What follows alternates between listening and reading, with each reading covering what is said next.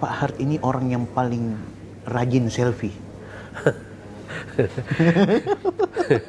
Di setiap kegiatan Pak Hart Runtuwene selalu selfie. Kegiatan apapun. Selfie dan upload di Facebook. Apa motivasinya? Coba.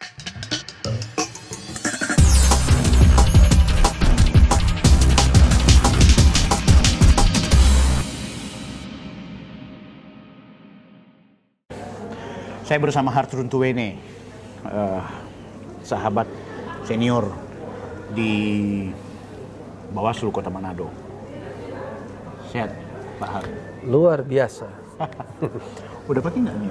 Oke. Saya udah berkali-kali dengan Pak Marwan, Ketua Bawaslu. Kali ini dengan pimpinan yang satu. Memang ini orang sulit ditemui walaupun satu kantor. Pak Hart, Ya. saya sudah banyak mempreteli orang. Kali ini Pak Hart jadi korban. Kita mau bahas banyak hal. Tidak terjebak soal kepemiluan atau pilkada, tapi bicara hal-hal yang sifatnya offside. Hart Runtuwene ternyata adalah orang yang pernah mencalonkan diri sebagai Presiden Republik Indonesia. Jelaskan. Ya. Jadi itu mekanismenya itu sebenarnya lomba pidato. Lomba pidato. Kebetulan dibuat oleh satu organisasi bekerjasama dengan salah satu TV swasta nasional. Nah, diseleksilah seluruh 34, cuma sekitar 12 provinsi dari sekitar 2.800 peserta dapat 40. Nah, kebetulan saya dari Sulawesi Utara. Masuk di 40 itu? Masuk di 40 itu, dipanggil ke Jakarta dan kita diaudisi sama seperti Indonesian Idol. Kenapa istilahnya lomba pidato tapi ternyata jadi presiden, untuk presiden? Waktu itu lomba pidatonya kita disamakan bagaimana kita visi misi untuk Indonesia. Jadi berpidato seolah-olah memang sudah jadi presiden. Bukan visi misi akan, tapi bagaimana kita jadi presiden. Jadi saya pernah menjadi presiden walaupun cuma di reality TV show. Dan kami memang diadakan website, SMS, semua polling. Semua polling padahal saya nilai paling tinggi. Saya dapat dukungan 700.000 polling, SMS tertinggi juga. Tapi ya karena ada penilaian juri juga, maka saya cuma terpilih sebagai the best student I'm president waktu itu. Apa visi misi Presiden Pak Hart waktu itu? Waktu itu ya memang kita cuma visi kita ya bahwa itu ingin menciptakan Indonesia sebagai surga dunia. Surga dunia. Jadi dari seluruh negara-negara bagaimana ciptakan Indonesia itu surganya. Jadi bagaimana menciptakan di sini ada kesejahteraan, keadilan, keamanan, kedamaian semua. Jadi memang surga kita, yang dimaksud itu soal keadilan, kedamaian, ya, seperti itu. Kesejahteraan. Jadi negara-negara lain bisa lihat Indonesia lah surga sebenarnya di dunia ini. Sebelum surga nantinya itu seperti itu harapannya. Jadi kita sempat juga diajak ke melihat suatu kota namanya kota Dubai. Wow, ke Timur Tengah ya? Uni Emirat Arab, karena di sana Dubai tahun 960-an sama dengan kita posisi dia parah banget. Parah. Tapi ternyata ketika dia membuka investasi dan juga merubah semua mindset mereka, sehingga Dubai saat tahun ini 60-an disebut sebagai negara yang parahnya seperti kita tahun 1940 lah. Jadi kita lebih dulu merdeka.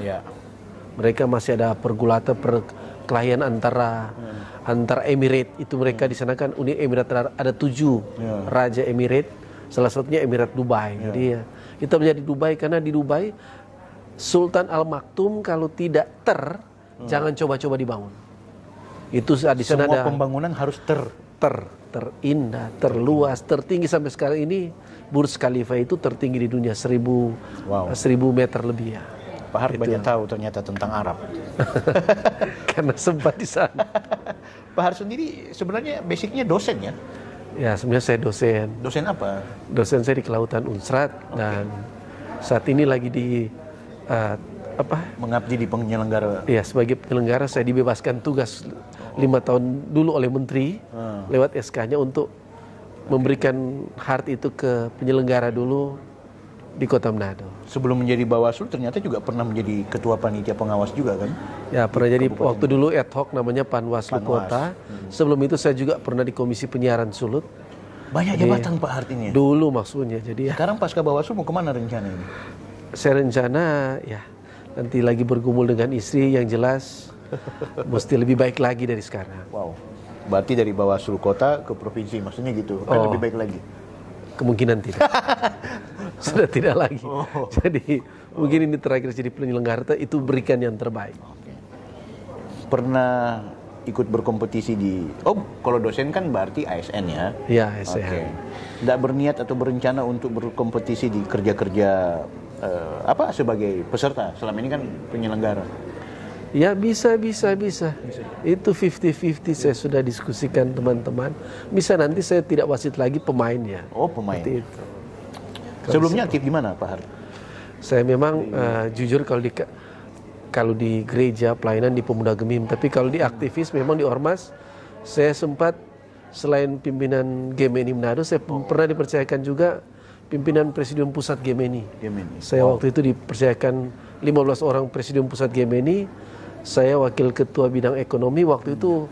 Mas Afifuddin Bawaslu RI, dia bendahara PMI. Jadi kita satu sama dengan Pak Kenli.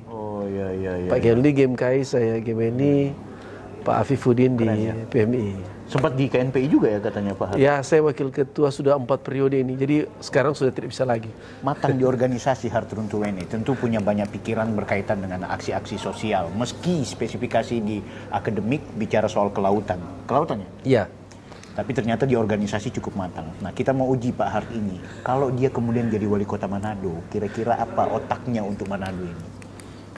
Ya, sesuai dengan disertasi saya, kebetulan saya sementara menyelesaikan disertasi, kayak ingin menciptakan Manado itu bukan dilihat dari darat, tapi dari laut. Jadi Manado kota wisata pantai. Kayaknya sudah mulai visi misi. Menciptakan kota Manado adalah kota maju, kota wisata pantai. Jadi lihatnya itu kenapa saya ke Dubai, saya tertarik itu Dubai itu diciptakan memang bukan dilihat dari darat, harus dilihat dari laut. Jadi pembangunannya itu yang mungkin membuat saya pernah buat tulisan salah satu media Kota Manado, saya ingin ciptakan misi saya Manado sister city dari Dubai. Sampai wali kota panggil saya waktu itu. Emang bisa? Saya bilang ya, kan namanya itu mimpi indah. Cobalah kita ciptakan. Kalau Hart jadi wali kota Manado, keren. Ya. Oke, soal pilkada sekarang Pak Hart. Apa yang Pak Hart pandang Manado ini seperti apa dalam penyelenggaraan pemilihan kepala daerah? Ya, Manado ini ada hal menarik. Pertama, 40 kursi di DPRD Kota Manado terbagi habis di 4 calon saat ini. Calon cukup banyak. Dan juga kita lihat memang kontestasi saat ini demikian sengit karena pertama incumbent sudah tidak ikut lagi. Dan juga terlihat sini memang 4 calon yang akan ikut itu memang semuanya sangat capable dan sangat memberikan diri untuk memberi yang terbaik untuk Kota Manado.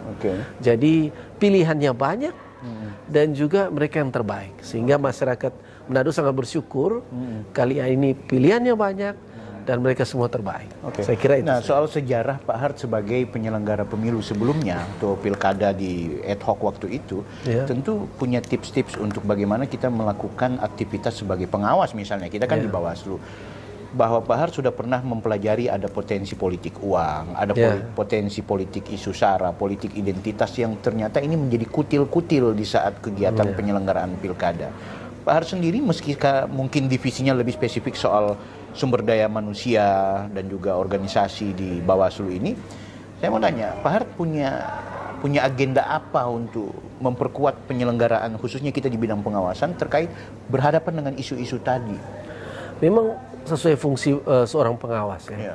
Ya, pertama diharapkan kalau pencegahan, sosialisasi pencegahan bagus, maka proses pengawasan dan penindakan itu sangat terbantu dengan pencegahan yang bagus. Jadi saya kira mungkin hal-hal itu bisa dicegah. Tapi saya kira ini tidak bisa bergerak sendiri kalau cuma penyelenggara.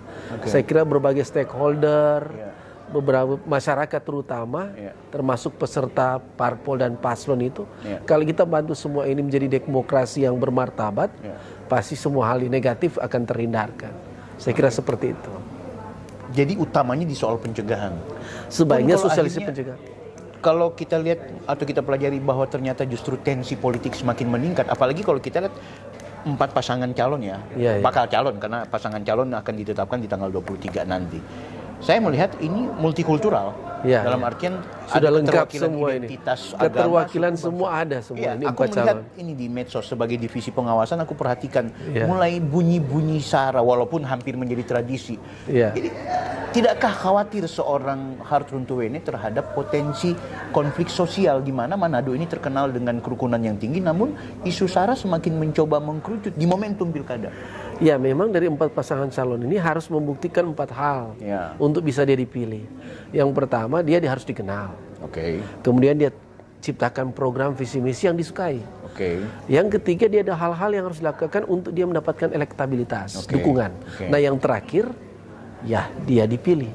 4 hal ini harus didekati mereka, walaupun mungkin unsur-unsur tadi yang agak komprehensif, majemuk ini yang ada pada tiap calon, itu juga potensi. Tapi silakan para calon untuk berkreasi untuk menciptakan bahwa mereka nanti akan dipilih tanggal 9 lewat proses tadi, populer, disukai, elektabilitas mendukung, maka dia akan dipilih. Seperti itu biasa lembaga survei pakai 4 hal itu. Terus bagaimana kita mau mengawasi potensi konflik? Nah, kita mengawasi potensi konflik ya memang di jajaran Panwas sendiri, Bawaslu kan kita sudah ada salah satu pencegahan persiapan itu, planningnya itu yaitu adanya peta kerawanan. Kita mulai dekati para tokoh masyarakat, partisipatif juga, pengawasan itu penting. Jadi hal-hal seperti itu kita awali dengan perencanaan itu untuk mencegah, meredam konflik itu. Saya kira ya dengan peta kerawanan, seluruh stakeholder partisipatif pengawasan itu kita terus adakan, saya kira itu akan sangat membantu. Pak Hart sendiri apa yang dikhawatirkan di setiap pilkada? Anda punya pengalaman di pemilihan-pemilihan? Ya, pengalaman yang lalu memang kita harapkan seperti proses data pemilih, kemudian proses-proses nanti ketika menghitung yang pergumulan memang di daftar pemilih dan nanti perhitungan di saat pungut hitung nanti. Karena itu potensi konflik yang akan kebanyakan lihat tidak adil. Saya kok warga sini kayak saya tidak bisa memilih. Kok saya mendapatkan suara 10 kenapa cuma 5? Hal-hal itu klasik yang bermuara biasanya ke MK. Setiap pilkada itu akan terjadi dan itu harus kita cegah. Saya kira 2 hal itu. Pertama daftar pemilih, yang kedua di saat pungut hitung. Soalnya keadilan seorang warga negara di situ termasuk paslonnya. Jadi seperti itu, 2 hal itu kalau menurut saya dari pengamatan dari sejak saya 2012 jadi pengawas pemilu seperti itu. Di luar konteks penyelenggaraan pemilu sekarang, kok Pak Hart ini orang yang paling rajin selfie?